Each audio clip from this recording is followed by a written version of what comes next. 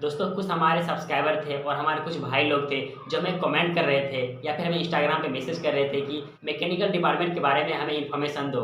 हमें 5 साल के बाद किस डिपार्टमेंट में हमें ज़्यादा सैलरी देखने को मिलेगा। दोस्तों अगर आप कहीं ना कहीं मैकेनिकल फील्ड से हो, ये वीडियो आप लोगों के लिए बहुत ही इन्फॉर्मेटिव होने वाला है। दोस्तों हर लोग को पता है कि मैकेनिकल में क्वालिटी भी होता है, प्रोडक्शन भी होता है, R&D भी होता है, मेंटेनेंस भी होता है, डिजाइनिंग भी होता है। लेकिन दोस्तों एज ए फ्रेशर कैंडिडेट अगर उससे दोस्तों अभी अभी डिप्लोमा पास आउट हुआ है या फिर बीटेक पास आउट हुआ है, अभी अभी ITI पास आउट हुआ है, लेकिन दोस्तों अभी उसको ये पता चल जाए कि किस डिपार्टमेंट में हमें ज़्यादा सैलरी देखने को मिलेगा, तो क्यों ना दोस्तों वो उस डिपार्टमेंट में टर्न कर जाए। लेकिन दोस्तों यही सबसे बड़ी सवाल आता है कि कौन सा डिपार्टमेंट हमारे लिए बेहतर रहेगा, जिसमें हमें आज से 5 साल बाद ज़्यादा सैलरी देखने को मिलेगा, आज से 10 साल बाद हमारा अच्छा सा मतलब लाइफ हमारा हो जाएगा और हमें उस स्टेज में हमें किसी भी तरह की कमी नहीं होगा। तो ऐसा कौन सा डिपार्टमेंट है जिसमें हमें ज़्यादा सैलरी देखने को मिलेगा और काम भी आसान सा देखने को मिलेगा। तो इन्हीं सब चीज़ों के बारे में दोस्तों इस वीडियो में आप लोगों को क्लियर करने वाला हूँ और फुल डिटेल्स दोस्तों मैकेनिकल के बारे में आप लोगों को बताने वाला हूँ।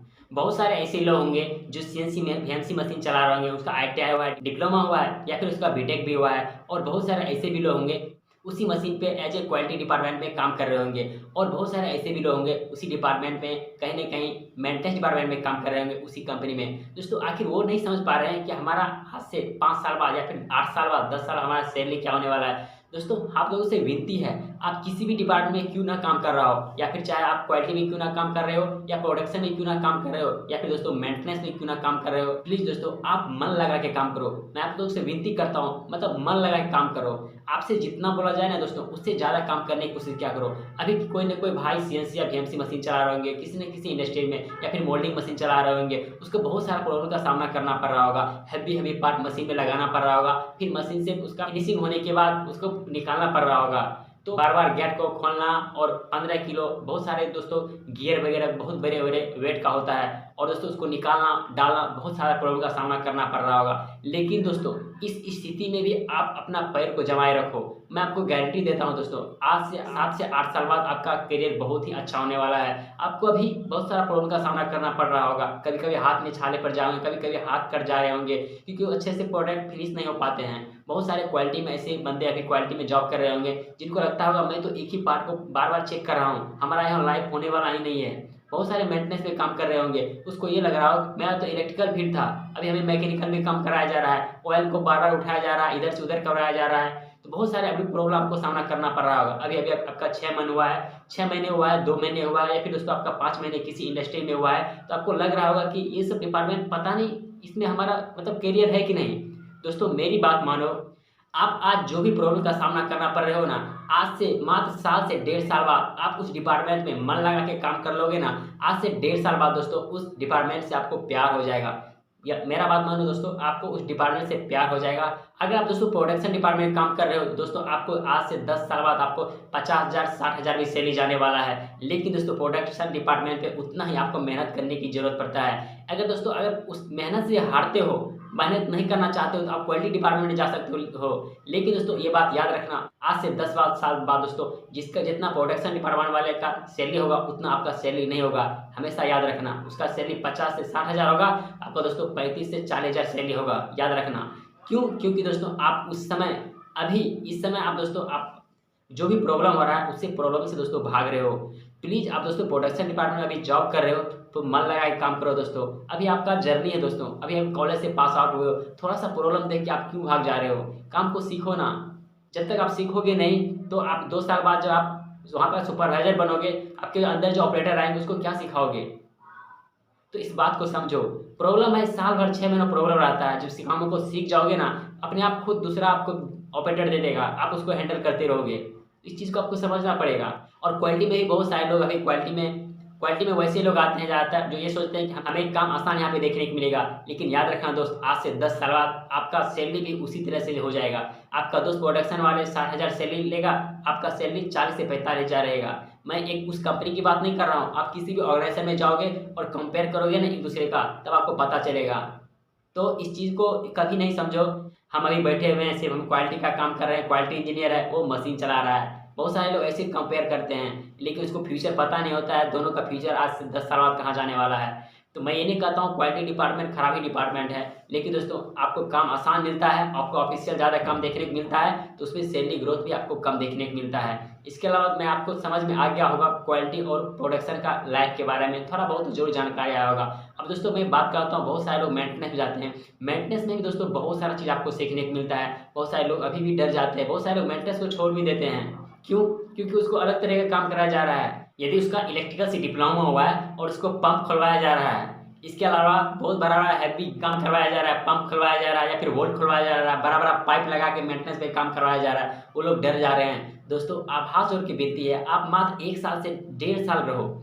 जैसे ही दोस्तों आपके पास कोई भी डिपार्टमेंट क्यों ना हो गया, मैं आपको पहले से आपको गाइड कर रहा हूँ दोस्तों, आप मन लगा के काम करो। जब दोस्तों आप किसी भी डिपार्टमेंट में, किसी भी कंपनी में, किसी भी डिपार्टमेंट में मन लगा के काम करने लगते हो ना, तो वहाँ पे जो आपके सीनियर होते हैं उसके नज़र में आप बैठ जाते हो। मैंने बहुत सारे ऐसे लोगों को देखा है दोस्तों, कंपनी उसको पैर पकड़ रहा है कि आप रुक जाओ, आपको क्या चाहिए, आपको सैलरी चाहिए, हमें बताओ ना। एचआर वाले ऐसे बोल रहे हैं, क्यों? क्योंकि वो उस कंपनी में मन लगा के काम कर रहा है और कंपनी उसको छोड़ना नहीं चाह रहा है। तो ये नहीं देखो दोस्तों कि मतलब कंपनी में क्या प्रॉब्लम है, बस दोस्तों आप ये देखो कि हमें मतलब किस तरह से प्रॉब्लम को सॉल्व कर रहे हैं। अगर दोस्तों आप किसी प्रॉब्लम को सॉल्व कर दे रहे हो, कम टाइम में सॉल्व कर रहे हो, कंपनी को मुनाफा कर रहे हो, दोस्तों कंपनी आपको छोड़ेगा ही नहीं। लोग कंपनी क्यों छोड़ना चाहता है? क्योंकि उसको वहाँ पे सैलरी नहीं मिल रहा है। तो आपको सैलरी की टेंशन नहीं लो दोस्तों, आप काम करो, आप रिजाइन लेटर दे दो और अपना एचआर में दे दो। अगला ही दिन आपको कॉल मैसेज आने लगेगा, एचआर से आने लगेगा, आपके डिपार्टमेंट से आने लगेगा, क्या प्रॉब्लम है बताओ, सैलरी का प्रॉब्लम है बताओ। ये सब कब होगा दोस्तों? कब आपको कंपनी पकड़ेगा? जब आपके पास एक्सपीरियंस आएगा, जब आप पूरा टाइम दोगे।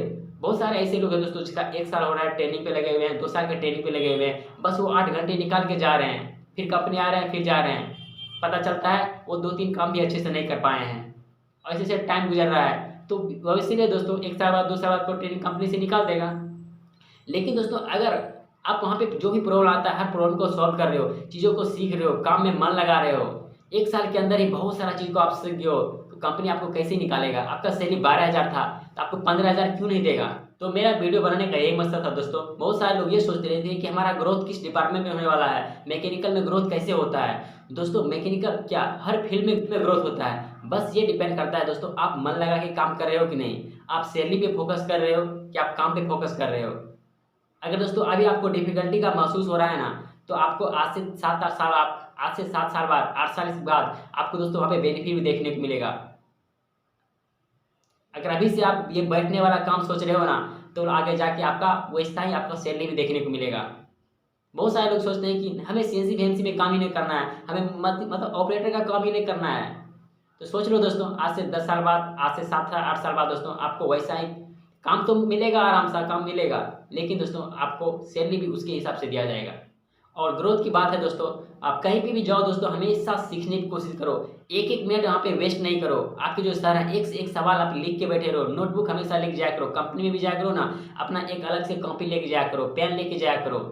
कोई भी देखते हो, कोई चीज़ को देखते हो उसको नोट क्या करो, टाइमर है उसको नोट करो, पंप है नोट करो, कौन सा पंप है उसका नंबर नोट करो, और गूगल पे सर्च करो वो कैसे काम करता है, हर चीज़ के बारे में सर्च करो दोस्तों।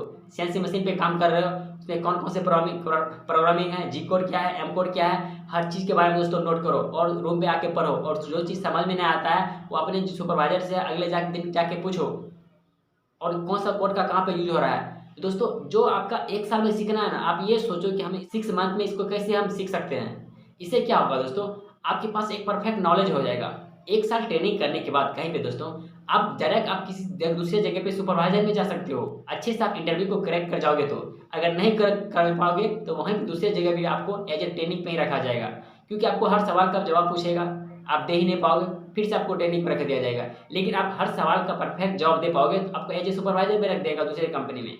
इस बात को समझो। तो जो आपके पास टाइम है ना दोस्तों, जो आप टारगेट किए हो 1 साल में हम ये चीज़ सीख लेंगे, तो नहीं, उसको ये सोचो कि हम इसको 6 महीने में कैसे सॉल्व करेंगे, 6 महीने में कैसे इसको सीख पाएंगे, और 6 महीने को 3 महीने में कैसे इसको सॉल्व कर पाएंगे और इसको कैसे सीख पाएंगे।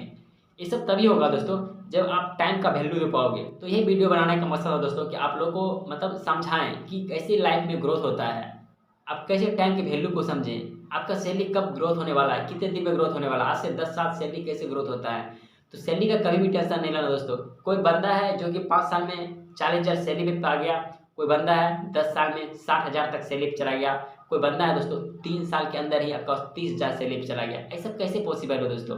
सब है दोस्तों टाइम मैनेजमेंट का। टाइम रहते हुए दोस्तों उसका वेस्ट नहीं करो, उस टाइम के अंदर आप सीखने की प्रयास करो।